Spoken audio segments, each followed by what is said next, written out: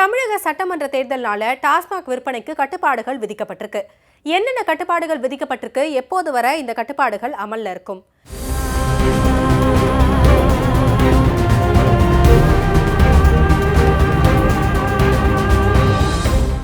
தமிழகம் உள்ளிட்ட 4 மாநிலங்கள் மற்றும் புதுச்சேரி யூனியன் பிரதேசத்துக்கு சட்டமன்ற தேர்தல் நடக்க இருக்கு. அந்த வகையில் தமிழகத்தில் ஏப்ரல் 23ஆம் தேதி தேர்தல் நடக்க இருக்கு. மே 4ஆம் தேதி தேர்தல் முடிவுகள் வெளியிடப்பட இருக்கு. இந்த அறிவிப்பை கடந்த 15ஆம் தேதி தேர்தல் ஆணையம் வெளியிட்டாங்க. தேர்தல் தேதி அறிவிக்கப்பட்ட நாளிலிருந்து தேர்தல் நடத்தை விதிமுறைகள் அமல்படுத்தப்பட்டிருக்கு. அதை தொடர்ந்து இப்போ டாஸ்மாக் விற்பனைக்கு கட்டுப்பாடுகள் விதிக்கப்பட்டிருக்கு.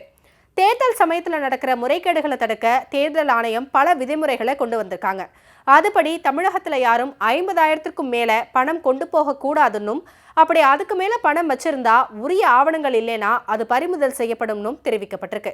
அதே போல 10,000 ரூபாய்க்கும் மேற்பட்ட பரிசு பொருட்களும் தங்க நகைகளும் எடுத்துட்டு போனாலும் பறிமுதல் செய்யப்படும்னு தெரிவிக்கப்பட்டிருக்கு. அந்த வகையில் இப்போ இந்த தேர்தல் தொடர்பாக தமிழகத்தில் உள்ள டாஸ்மாக் விற்பனைக்கு 3 கட்டுப்பாடுகளை தேர்தல் ஆணையம் விதிச்சிருக்கு. அரசியல் கட்சியினர் கொடுக்கிற டோக்கன் மற்றும் கூப்பன்களுக்கு மதுபானம் விற்பனை செய்யக்கூடாது.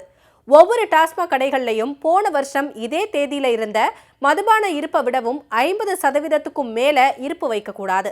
இந்த மாசத்துல மதுபான விற்பனை 30% மேல கூடுதலா இருக்கக்கூடாது. அப்படி 30%க்கும் மேல இருந்தா அது அந்த மாசத்துக்கான மதுபான மொத்த விற்பனையாகவும், 50%க்கு மேல இருந்தா அது பதுக்கி வச்சிருக்கிறதா கருதப்படும்னு எச்சரிக்கை விடுக்கப்பட்டிருக்கு.